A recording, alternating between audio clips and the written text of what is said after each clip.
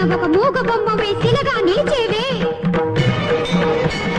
చేసిన కర్మను అనుభవించమని నన్ను వదిలేశావే.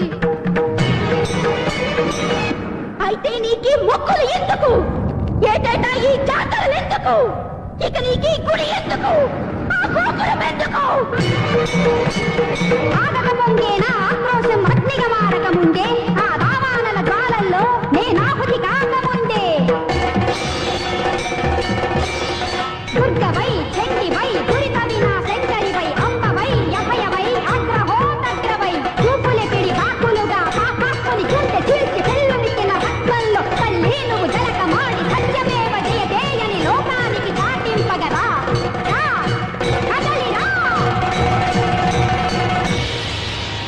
నా కన్నీటికి నీ మనసు కరిగి కదిలి రాకపోతే నా రక్తాన్ని నైవేద్యంగా పెడుతున్నాను, తీసుకో.